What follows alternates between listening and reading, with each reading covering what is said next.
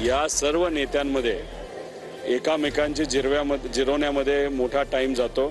लोकसभेचा निकाल लागला, भाजप घाबरलं होतं, अजितदादांचा गट घाबरला होता, शिंदे साहेबांचा गट घाबरला होता आणि मग या दोन पक्षाचा वापर केला।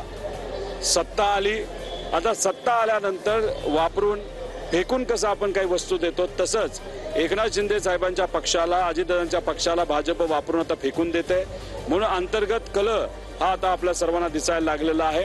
मंत्रिमंडळामध्ये समन्वय नाही आम्ही सांगतोय ना, कोणी कोणाला मानत नाही, कोणता पक्ष कोणाला मानत नाही, कोणते सहकारी त्यांचे मानत नाही, मंत्रिमंडळ एकमेकांना मानत नाही, हे सातत्याने आम्हाला दिसून आलेलं आहे। आणि ते आता फक्त वाद तो बाहेर येतोय आणि तशामध्ये कुठल्याही प्रकारचा एकमेकांचा समन्वय नसल्यामुळे प्रत्येक जण अधिकार गाजवतोय। अधिकारी पण नाराज आहेत, अधिकारी मनातून बोलत नाही उघड, परंतु प्रचंड प्रमाणामध्ये IAS ऑफिसर पासून सगळ्या अधिकाऱ्यांमध्ये नाराजीचा सूर मोठ्या प्रमाणात आहे। सरकार पद्धतीची नाराजी त्या अंतर्मनाने खाजगीत बोलून दाखवत आहेत।